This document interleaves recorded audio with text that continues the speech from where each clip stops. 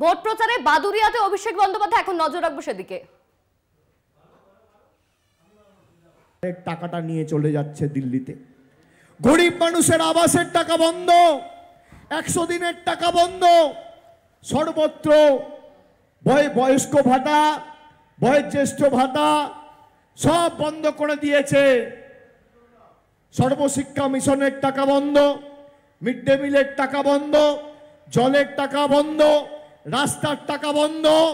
এবার এদের রাজনৈতিক ভবিষ্যৎটা অন্ধকার করে এদের দ্বিচারিতার রাজনীতির অধ্যায়টাকেও আমাদের বন্ধ করতে হবে। মোদিজির কাছে যদি রিমোট কন্ট্রোল থাকে, আপনার কাছে আগামী 1 তারিখ ইভিএম এর বোতাম রয়েছে।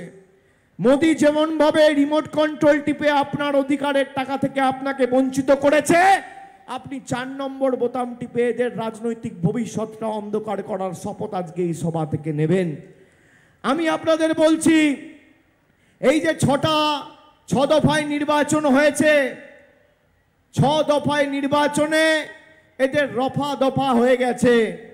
7ম দফায় নির্বাচনে বাদুড়িয়া থেকে শুরু করে বসিরহাট, ওদিকে দমদম, বারাসাত, দক্ষিণ কলকাতা, উত্তর কলকাতা, ওদিকে ডায়মন্ড হারবার, যাদবপুর, ফলতা, মথুরাপুর, এই 9টা লোকসভা কেন্দ্রে ভোট আছে।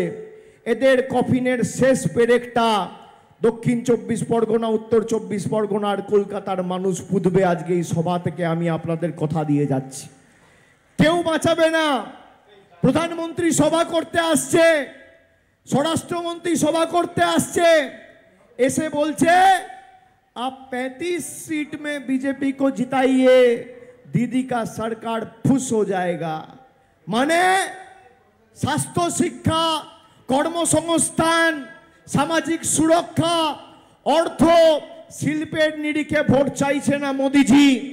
বিজেপি কি বলছে যে আপনারা লোকসভায় মোদিকে জেতান, তাহলে রাজ্যে মমতা ব্যানার্জির সরকারকে ভেঙে দেবো। তার মানে লোকসভায় একটা দল ভোট চাইছে রাজ্যের নির্বাচিত সরকারকে ভাঙার জন্য। আপনি ভাবতে পারেন এদের উদ্ধত্ত দম্ভ অহংকার কোথায় গিয়ে পৌঁছেছে। যারা লক্ষ্মীর ভাণ্ডারের টাকা বন্ধ করতে চায়, যারা সন্দেশখালি করে বাংলার মায়েদের সম্মান মাটিতে মিশিয়ে দিয়েছে, তাদেরকে ছেড়ে কথা বলা উচিত। গঙ্গাধর কয়ালের ভিডিও আপনারা দেখেছেন, সবাই দেখেছেন? রেখা পাত্রের ভিডিও দেখেছেন? দেখেছেন হ্যাঁ কি না? রেখা পাত্র বলছে যে দিল্লিতে রাষ্ট্রপতির কাছে যাদেরকে নিয়ে গেছে তারা আন্দোলনের মুখ নয়, মিথ্যে লোকেদের সাজিয়ে নিয়ে গেছে। গঙ্গাধর কয়াল সন্দেশখালী 2 নম্বর মণ্ডলের বিজেপির সভাপতি, সে বলছে কোনো রকম ধর্ষণ হয়নি। আমরা শুভেন্দু অধিকারীর কথায় আর বিজেপির নেতাদের কথায় সাদা কাগজে মহিলাদের স্বাক্ষর করিয়ে 2000 টাকা দিয়ে ভুয়ো অভিযোগপত্র থানায় জমা করেছি। আমি আপনাদের বলবো মায়েরা, জবাবটা এদেরকে উৎখাত করতে দিতে হবে। আমরা শুনেছিলাম যে এই রাজনৈতিক দল নিজেদের রাজনৈতিক স্বার্থ চরিতার্থ করে এতটা নিচে নামতে পারে শুনেছিলাম, এবার চোখে দেখলাম। আপনি বলুন, সেই গঙ্গাধর কয়াল আজও বিজেপির মণ্ডল সভাপতি, বিজেপি ব্যবস্থা নিয়েছে? নেয়নি। গঙ্গাধর কয়াল বলেছে যে কণ্ঠস্বরটা আমার, তিনি টিভিতে নিজে স্বীকার করেছে। তিনি বলছেন যে একটা বুথে নির্বাচনের দিন বিজেপির মদের খরচ হচ্ছে 5000 টাকা। আপনারা শুনেছেন না শোনেননি? শুনেছেন? বলছে একটা বুথে বিজেপির মদের খরচ হচ্ছে 5000 টাকা। বাংলায় কত বুথ আছে জানেন? 80,000 বুথ আছে। একটা বুথে যদি মদের খরচ 5000 হয়, তাহলে 80,000 বুথে নির্বাচনের দিন বিজেপির মদের বাজেট হচ্ছে 40 কোটি টাকা। আপনি ভাবছেন 40 কোটি টাকার মদ কে খাবে? 40 কোটি টাকা মানে কত গ্যালন, কত লিটার মদ, কত মদের বোতল ভাবছেন নিশ্চয়ই, অবাক হয়ে, হতবাক হয়ে। আমি বলবো অবাক হবেন না।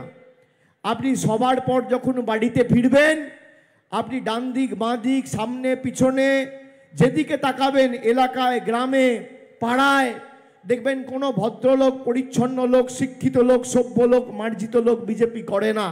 সব চোর, ছ্যাচোর, মাতাল, চিটিংবাজ, 2 নম্বরই, দুর্নীতিগ্রস্ত, পাতাখোর সব বিজেপিতে।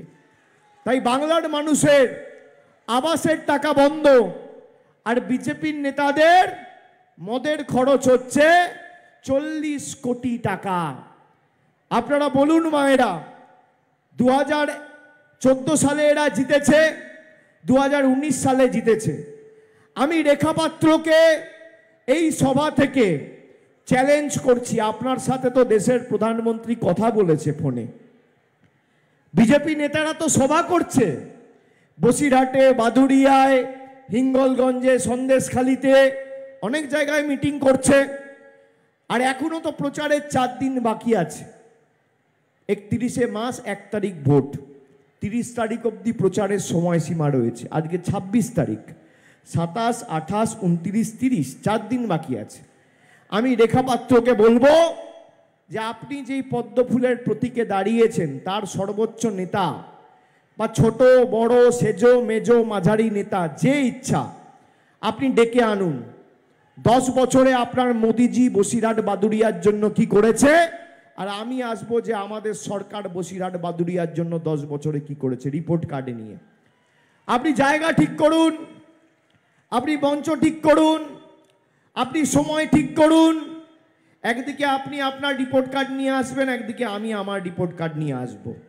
যদি ভোকারটা করে মঞ্চ থেকে 10-0 গোলে আপনাদের প্রকৃত স্বরূপটা মানুষের সামনে তুলে ধরে আপনাদের লেজে গোবরে না করতে পারি, আমার নাম অভিষেক বন্দ্যোপাধ্যায় নয়, আমি প্রকাশ্যে কথা দিয়ে যাচ্ছি।